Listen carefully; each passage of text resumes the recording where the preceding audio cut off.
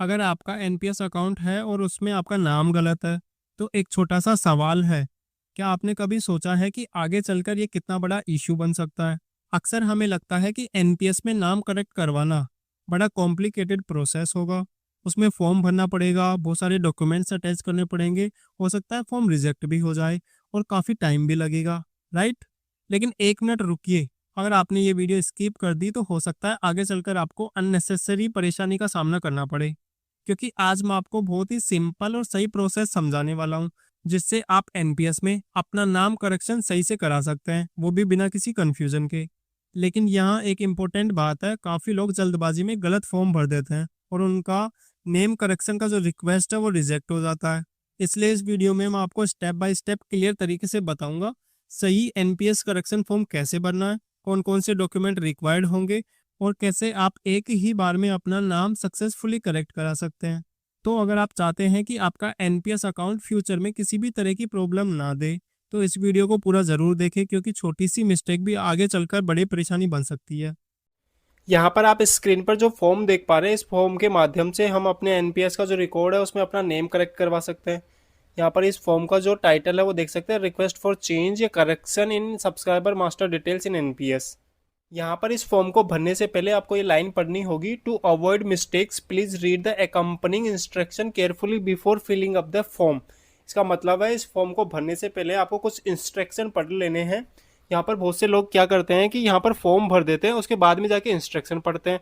फिर उनको पता चलता है, अबे साले ये तो भरना ही नहीं था, यहाँ पर टिक नहीं लगाना था, ये नहीं करना था, वो नहीं करना था। तो उन सब चीज़ों से बचने के लिए आपको सबसे पहले इस फॉर्म के जो इंस्ट्रक्शन हैं वो पढ़ने होंगे। यहाँ पर इस फॉर्म को भरने के लिए जो इंस्ट्रक्शन है वो सबसे लास्ट में आपको देखने को मिलेंगे। यहाँ पर हम पेज नंबर 6 पे चलेंगे। यहाँ पर आप देखेंगे कि इंस्ट्रक्शन लिखे हुए हैं कि इस फॉर्म को कैसे भरना है यहाँ पे। तो यहाँ पर जो सबसे पहला इंस्ट्रक्शन है उसे आप पढ़ लीजिए। यहाँ पर लिखा है कि ये जो फॉर्म है वो इसका यूज़ आप चेंज या करेक्शन करने के लिए कर सकते हैं सब्सक्राइबर मास्टर डिटेल्स में। ये जो फॉर्म है, इस फॉर्म को आपको सबमिट करना होगा nodal office POP SP for carrying out the necessary changes. यानी आप जो भी इस फॉर्म में चेंजेस लिख के देंगे वो चेंजेस नोडल ऑफिस पीओपी या पीओपी एसपी ही कर पाएगा। यानी कि ये फॉर्म आपको वहाँ पे सबमिट करना होगा, कुरियर के थ्रू भी दे सकते हैं या फिर आप फिजिकली भी जाके ऑफिस में जमा करा सकते हैं। उसके बाद ही आपका जो चेंजेस हैं एनपीएस में रिफ्लेक्ट होंगे। यहाँ पर ऑनलाइन कोई भी प्रोसेस अभी तक नहीं है एनपीएस में जिसके माध्यम से आप अपना एनपीएस में नाम करेक्ट करा पाएँ। इसके अलावा आप देख सकते हैं कि यहाँ पे जो टिक बॉक्स है वो देखने को मिलेगा आपको लेफ्ट के मार्जिन में। वहाँ पर आपको टिक बॉक्स पे टिक लगाना है जो भी आपको चेंजेस या करेक्शन कराने हैं।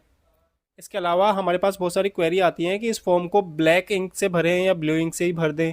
इसके अलावा कैपिटल लेटर्स में भरना है या स्मॉल लेटर्स में भरना है। तो यहाँ पर आप देख सकते हैं कि इस फॉर्म को आपको भरना है ब्लॉक लेटर्स यानी कि कैपिटल लेटर्स।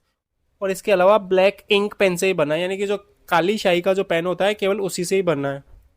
इस फॉर्म में आपको 12 डिजिट का प्रान नंबर करेक्टली भरना होगा, नहीं तो आपका जो ये चेंज रिक्वेस्ट का फॉर्म है वो रिजेक्ट हो जाएगा। इसके अलावा आप देख सकते हैं कि यहाँ पे यदि आपको कोई डेट भरनी होगी तो वो DDMMYYY के फॉर्मेट में ही भरना होगा। यहाँ पर हमारे पास बहुत सारी क्वेरीज आती हैं कि हमें किस किस टाइप के डॉक्यूमेंट हमें सबमिट करने हैं। तो यहाँ पर आपको दो टाइप के डॉक्यूमेंट सबमिट करने हैं। पहला है आपका प्रूफ ऑफ आइडेंटिटी। यहाँ पर आप देखेंगे कि आपको बहुत सारे ऑप्शन देखने को मिलेंगे, जैसे passport, ration card, bank passbook, voter ID card, driving licence, PAN card, even Aadhaar card भी। यहाँ पर आप इन डॉक्यूमेंट में से कोई भी एक डॉक्यूमेंट की कॉपी आपको जमा करनी होगी। इसके अलावा आपको देना है प्रूफ ऑफ एड्रेस। यहाँ पर भी आपको बहुत सारे ऑप्शन देखने को मिलेंगे, passport, ration card, bank passbook, voter ID card, driving licence and so many. यहाँ पर भी इनमें से किसी एक डॉक्यूमेंट का आपको फोटोकॉपी जमा करना है। यहाँ पर ध्यान रखना है कि दोनों डॉक्यूमेंट अलग अलग होने चाहिए। ऐसा नहीं है कि पासपोर्ट दोनों जगह लिखा है तो आप केवल पासपोर्ट देके ही काम चला लेंगे। यहाँ पर कम से कम दो डॉक्यूमेंट आपको देने होंगे। अब हम यहाँ पर बात करेंगे कि इस फॉर्म को भरना कैसे है। उसके लिए हमें सबसे पहले स्टार्टिंग वाले पेज पे चले जाना है। यहाँ पर आप देखेंगे POP SP, registration number, date of receipt, ये सब भरने का ऑप्शन आपको देखने को मिलेगा।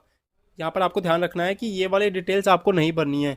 यहाँ पर साफ साफ लिखा है to be filled by nodal office, यानी कि यहाँ पर आपको कुछ नहीं भरना। ये जो भी डिटेल्स है ये आपके नोडल ऑफिस के द्वारा भरी जाएगी। यहाँ पर हम थोड़ा स्क्रॉल करते हैं। अब मैं यहाँ पर आपको बताता हूँ जो मोस्टली लोग यहाँ पर गलत भर देते हैं। यहाँ पर आपको केवल उन्हीं डिटेल्स को भरना है जहाँ पर आपको करेक्शन करवाना है। इसके अलावा आपको वहीं पे टिक मार्क लगाना है जहाँ पर डिटेल्स आपको चेंज करानी है या करेक्ट करानी है। तो यहाँ पर आपको चेंज और correction in subscriber master details वाले चेकबॉक्स पर ही टिक लगाना है। इसके अलावा बाकी चेकबॉक्स पर आपको टिक नहीं लगाना है।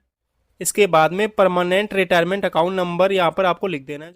यहाँ पर आपको 12 डिजिट का जो प्रान नंबर है वो यहाँ पर आपको लिखना है। यहाँ पर इस फॉर्म को मैं थोड़ा और स्क्रॉल करता हूँ। यहाँ पर आप देखेंगे कि यहाँ पर बहुत सारे चेकबॉक्स का ऑप्शन दिखेगा। आपको केवल उसी चेकबॉक्स पर टिक करना है जहाँ पर आपको डिटेल्स करेक्ट करानी है। जैसे मुझे यहाँ पर पर्सनल डिटेल्स में नेम करेक्ट कराना है तो यहाँ पर मैं टिक बॉक्स पर टिक लगा दूंगा। इसके अलावा यदि मैं अपने लिए भरता हूँ तो श्री मेरे नाम के आगे लगेगा, तो यहाँ पर मैं श्री वाले चेकबॉक्स पर मैं टिक लगा दूंगा। और यहाँ पर मेरा फर्स्ट नेम, यहाँ पर मेरा मिडिल नेम और इसके बाद में लास्ट नेम। यहाँ पर जो भी है, जैसे किसी के पास मिडिल नेम नहीं है तो यहाँ पे नहीं भरना है, यहाँ पर फर्स्ट नेम और लास्ट नेम भरना है। मान लो किसी का लास्ट नेम भी नहीं है तो केवल फर्स्ट नेम ही यहाँ पर आपको भरना होगा। इसके बाद इस फॉर्म में कहीं पे भी आपको कोई टिक नहीं लगाना है, कहीं पे भी कोई और डिटेल्स नहीं भरना है। यहाँ पर बहुत सारे लोग क्या करते हैं कि फादर का नेम भी भर देंगे, यहाँ पर मदर नेम भी भर देंगे। यहाँ पर यदि आपके नेम के अलावा आपके फादर नेम या मदर नेम में कोई करेक्शन नहीं कराना तो आपको यहाँ पर नहीं भरना है। यहाँ पर इस फॉर्म को थोड़ा और स्क्रॉल करेंगे, यहाँ पर देखेंगे कि बहुत सारे लोग अपना डेट ऑफ बर्थ भी डाल देंगे और अपना मेल, मैरिड या अनमैरिड पे भी टिक लगा देंगे। यहाँ पर इन डिटेल्स पे आपको तब तक टिक नहीं लगाना जब तक कि आपको इनको करेक्ट नहीं कराना, यानी गलत है तभी आपको भरना है, अदरवाइज़ ये सारी डिटेल्स आपकी ब्लैंक रहेंगी। यहाँ पर हम इस फॉर्म को और स्क्रॉल करते हैं। यहाँ पर आपको देखने को मिलेगा प्रूफ ऑफ आइडेंटिटी। यहाँ पर हमें जो भी डॉक्यूमेंट हम सबमिट करेंगे, जैसे पासपोर्ट है, वोटर आईडी कार्ड है, ड्राइविंग लाइसेंस है, नरेगा का जॉब कार्ड है, या फिर पैन कार्ड है, या फिर आधार कार्ड, उसी सेक्शन में हम वो नंबर्स लिख देंगे। या फिर मेरा आधार कार्ड है तो मैं यहाँ पर टिक लगा दूंगा। यहाँ पर मेरे को आधार कार्ड नंबर नहीं लिखना पड़ेगा। नीचे हम यहाँ पर स्क्रॉल करते हैं, यहाँ पर आप देखेंगे प्रूफ ऑफ एड्रेस। यहाँ पर आपको उसी डॉक्यूमेंट पर टिक लगाना है जो आप सबमिट करेंगे।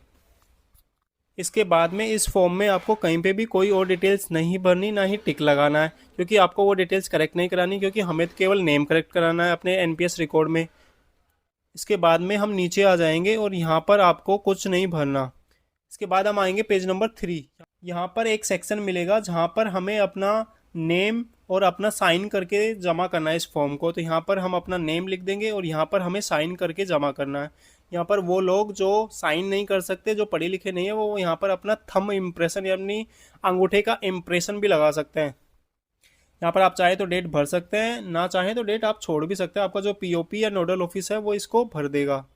इसके बाद में इस फॉर्म में आपको कहीं पे भी कुछ और नहीं भरना है, ना कोई टिक लगाना है। बाकी डिटेल्स जो भी होगा आपका जो नोडल ऑफिस है या पीओपी है वो अपने आप भर लेगा। यहाँ पर जो आपका ये फॉर्म है उसको आपने जो भी इंस्ट्रक्शन दिए गए हैं उसके हिसाब से आपने भरा है। जो यहाँ पर आपको जो डॉक्यूमेंट अटैच करना है वो अटैच करके आपको अपने पीओपी या नोडल ऑफिस में जमा करना होगा, या कुरियर के माध्यम से भी भेज सकते हैं।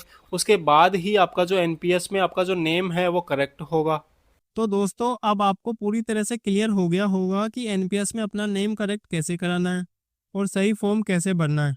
अब गलती आपकी नहीं होनी चाहिए, क्योंकि प्रोसेस आपने स्टेप बाय स्टेप देख लिया है।